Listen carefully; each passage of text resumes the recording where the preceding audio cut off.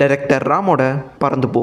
இந்த படத்தை பற்றி நான் என்னங்க சொல்கிறது. இந்த வருஷத்துலேயே வந்த one of the best feel good movie, அப்புறம் ஹார்ட் வார்மிங்கான ஒரு படம், அப்புறம் என்ன சொல்கிறது, நல்ல ஒரு ரோட் ட்ரிப் கான்செப்ட் உள்ள மூவிங்க இது. நான் கூட மாரிசன் தான் அந்த மாதிரி எனக்கு இருக்க போதோ அப்படின்னு நினச்சிட்டு இருந்தேன். ஆனால் இந்த படம் வேறு லெவல்.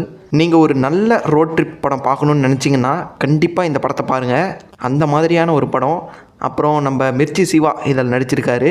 அவர் அவர் ஸ்டைல்லேயே அப்பாவாக இருந்தால் எப்படி இருக்குமோ அதை நல்லாவே நடித்து கொடுத்துருக்காரு. அப்புறம் அம்மாவாக நடிச்சிருக்க கிரேஸ், அவங்க க்ளோரிங்கிற கேரக்டரில் நடிச்சிருந்தாங்க. நல்லா இருந்துச்சு அவங்க கேரக்டரும். ஆனால் மெயினாக இந்த படத்தில் அப்பா மகன் அவங்கள ஃபோக்கஸ் பண்ணி தான் இருக்கும். பையன் அன்பு, அந்த பையனும் ஜென்சி கிட்டா சூப்பராகவே நடிச்சிருந்தான். செம்ம குறும்புத்தனம் பண்ணுற கேரக்டர், ஃபுல்லாகவே இங்கிலீஷ் தான் பேசிகிட்டு இருப்பான். செம்ம ஃபன்னாக இருக்கும் அந்த கேரக்டரே.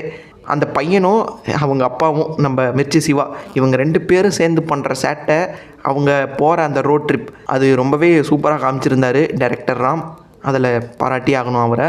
அப்புறம் இந்த படத்தோட கதைன்னு பார்த்துக்கிட்டிங்கன்னா, அந்த பையன் இருக்கான்ல, சின்ன பையன் அன்பு, அவனுக்கு ஹாஃப் இயர்லி லீவ் விட்டுறாங்க. அந்த லீவில் ஆன்லைன் கிளாஸு அது இதுன்னு அட்டன் பண்ணி வீட்டுக்குள்ளாரே அடைஞ்சே இருக்கிறான். அவனுக்கு வெளியே சுற்றி பார்க்கணுன்னு ஆசையாக இருக்குது. அதனால் அவங்க அப்பாவை வெளியே கூட்டிகிட்டு போக சொல்கிறான். அப்போ ஆரம்பிக்குங்க அந்த ரோட் ட்ரிப்பு. போகும் ஒரு 2 நாளைக்கு போகும் அந்த ரோட் ட்ரிப்பு. 2 நைட்டு காட்டுவாங்க. அந்த 2 நைட்டுமே நிறைய விஷயங்கள் நடக்கும், நிறைய ஃபன்னான விஷயங்கள். அந்த பையன் பண்ணுற அந்த குறும்புத்தனம் தான், அது சூப்பராகவே இருக்கும். அப்புறம் நம்ம மிர்ச்சி சிவா அங்கங்கே நல்லா காமெடி பண்ணியிருப்பார், அதெல்லாம் நல்லாவே இருந்துச்சு. அப்புறம் இவங்க ரோட் ட்ரிப் போகிற வழியில் 2 பேர்த்தோட க்ரஷையும் பார்ப்பாங்க. ஃபஸ்ட்டு நம்ம சிவாவோட க்ரஷ்ஷு அஞ்சலி, அவங்க கேரக்டரும் நல்லா இருந்துச்சு. அப்புறம் அந்த பையனுக்கு ஒரு க்ரஷ் இருக்கும், அந்த க்ரஷ்ஷை வச்சே ஒரு விஷயம் போகும், அதுவும் நல்லா ஃபன்னாக இருக்கும். அப்புறம் அந்த பையனோட க்ரஷ்ஷை பார்க்க போவாங்க, அந்த இடத்துல சில விஷயங்கள்லாம் நடக்கும், அதுவும் நல்லாயிருக்கும். அப்புறம் அந்த பையன் அன்பு, அவன் அவங்க அப்பா சிகரெட் பிடிக்கிறத விடணுன்ட்டு கிளைமேக்ஸ் பக்கமாக ஒன்று பண்ணுவான். அதுதான் கொஞ்சம் லென்த்தியாக போகிற மாதிரி ஃபீல் ஆகும். பட் இருந்தாலுமே அது எனக்கு பிடிச்சிருந்துச்சி.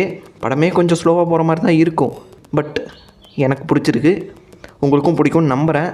ஸோ அதெல்லாம் நல்லாவே இருந்துச்சு. அப்புறம் அந்த பையனோட அப்பா அம்மாவாக இவங்க பண்ணுற விஷயம், மிர்ச்சி சிவாவும் அந்த க்ளோரிங்கிறவங்களும் 2 பேருமே அப்பா அம்மாவாக இந்த பையனுக்கு என்ன கான்ட்ரிபியூட் பண்ணுறாங்கங்கிறதையும் நல்லாவே காமிச்சிருப்பாங்க. அந்த பையன் செய்கிற ஒவ்வொரு விஷயத்தையுமே 2 பேருமே பார்த்து ரசிப்பாங்க. அந்த விஷயம் ரொம்பவே நல்லா இருந்துச்சு இதில் காட்டினது. அந்த பையன் செய்கிற ஒவ்வொரு விஷயத்தையுமே அவர் ரொம்ப திட்டிக்கிட்டேவும் இருக்க மாட்டார்.